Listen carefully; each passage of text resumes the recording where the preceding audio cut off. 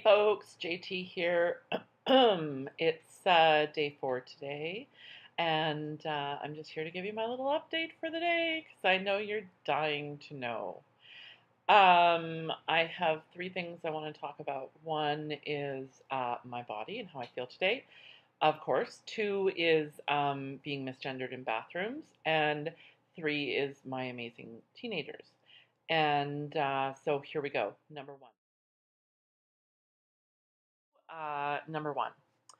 Number one is my body. I woke up today thinking absolutely nothing was going on, and by mid-afternoon, it was like, oh yeah, shit's going down. So the thing today is my throat. My throat feels like ass, and it's interesting that on day 4, I'm already feeling this. I don't know if I sound any different. I don't think I do, but I feel it on the inside. And from the stories of other people that I've read, things can change fast or slow. Absolutely, all the physical effects are different for every person.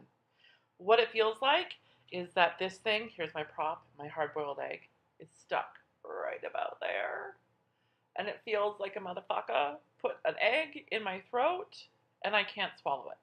So there's that. It also feels really scratchy, really like I want to clear my throat. All the things, interestingly, other people described. So there's that. Little Johnny is, stable, happy, well. And the other thing I was going to say is, TMI, TMI, period information, close your ears, close your eyes. On the day that I started tea, I had really bad cramps and was starting to have a cycle, which doesn't happen a lot for me because I have an IUD that makes that go away. But lately, it hasn't, interestingly enough. So as soon as I took the shot, though, I'd say within a half an hour, the really bad cramps went away, which was really kind of weird and kind of great. And it all went away for a few days, and now it's kind of sort of back. So that sucks. I don't know what that means other than it is what it is. So that's my body for the day. Let's move on to stage 2. Okay, public bathrooms. Lord, Lord, how I hate you. Here's the story of how I got misgendered. I don't know, I think 4 times in about 5 minutes in one bloody peeing incident today. So, for people who are gender nonconforming, who look different than the world expects, it's a really common occurrence that when they go to pee, people freak the hell out. And that's certainly true for me. When I go to pee, unless people know who I am or have seen me before and decide that I'm not a rapist or a murderer, then they're cool. Otherwise, people tend to panic. So I was in a public library today being super studious, writing a paper, decided I really needed to pee, held it as long as I could, and knowing that this building was under renovation, that there was limited choices for bathrooms. So I went to where the toilets were. Of course, as I approached the doors, there was only, a skirt or pants to choose from. So very gendered, typical. Outside of the bathroom, however, this is the first time this happened, was a security guard, and that security guard seemed to be acting as a gatekeeper. I think there's a fair number of people who do not have bathrooms who frequent the library for their, naps and bathing, like wash downs, I don't know, toileting.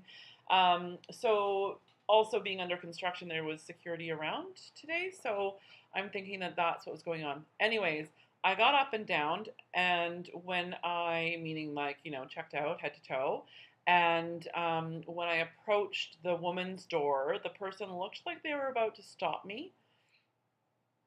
I did my typical look them dead in the eye with this look, like I can look at a sign and I can make my own choice while I'm yelling in my head at them, but I said nothing and I went into the washroom. As I entered the washroom, the person who was standing waiting for the stall to become available gasped, like, when they saw me, like this, like, and took a step backwards because, I clearly had entered the wrong bathroom and something really bad was about to happen to that person. Okay? I ignored them and I stood there and waited my turn. The person came out of the stall who had been peeing and opened the door and did again this. So I want to know what's different today. Like, what is so different um, that three people, oh, wait. And then after I peed, I washed my hands. All those crazy folks had left. Now someone else was coming into the washroom and they like opened the door, kind of bumped into me and did the like again, looked at the sign on the door, looked at me, looked at the sign again as if to say that they had, thankfully it was them, they had made an error and they had entered the wrong washroom. Nope, washroom sign is correct.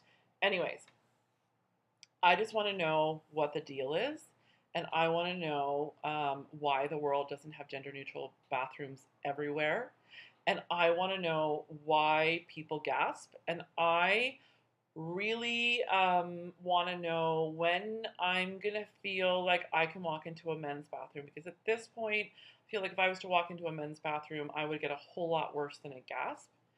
Of course, if it's a single stall, like, you go into a gas station, there's two bathrooms and they appear gendered, I'm always going to choose either one. I don't care, whatever is available, because I probably just have to pee. And I always have to pee. So this like comes up a lot. Anyways, that's my story on being misgendered in the bathroom. I could tell you 10 million thousand of them, but today was actually kind of classic and priceless because it happened with one, two, three, four people in 5 minutes on day 4 of tea. That's my story.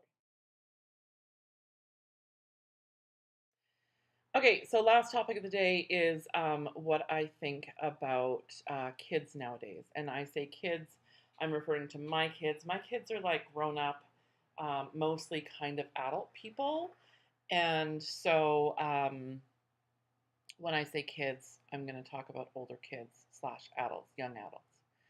Today I had the like distinct pleasure of talking to my 21-year-old and his partner, and two people that I really love and adore and who I can speak really openly as a parent and parental figure to them about my journey and who I am, and always kind of have been, at least in the last few years, as they've been older and had a vocabulary. They've always been raised in a really queer positive family. We're all gay. We're just all gay. Like pretty much everyone's gay. The grandparents are gay on one side. The dad, he was kind of gay. Um, he's not anymore, but whatever. And I'm gay. So I don't know of my 4 children if any of them are. None have self-identified at this point, but you just never know. Anyways, I talked to them today about the difference that I think is so important in the world nowadays, and who they are and who their friends get to be compared to when I was growing up. The language of queer and trans and the evolution and the identities and the abilities to be who you are is absolutely phenomenal nowadays in a way that it never, ever, ever, ever was when I was young. I'm just trying to fix the lighting. So I think it's really fantastic. I think that youth growing up today have opportunities that I never would have imagined. And I've always said that if I had known what gay was, I would have identified as it so much sooner. And in the same breath, I would say if I knew what gender variance was, or non binary, or being trans was, beyond the very binary, very stark male to female, female to male, which, but mostly male to female, that you would have heard of in the 80s and 90s and even 2000 as it started to change. That's all I knew, and I never fit that bubble. And like I talked about on my first recording, that's never been me, but it's become me. And yeah, anyways, I'm talking in a big circle. I hope it makes sense. I just think it's really radical that I have young adults in my life who are so understanding and just get it because they have a vocabulary that and options and choices and reflections of themselves and other people in the world that we never ever would have had. So rock on, world. You're all amazing, and I'm a little pissed that it took me 47 years to catch up, but you know what? I'm here now. So that's all that matters. Hope you enjoy my videos today. Peace out.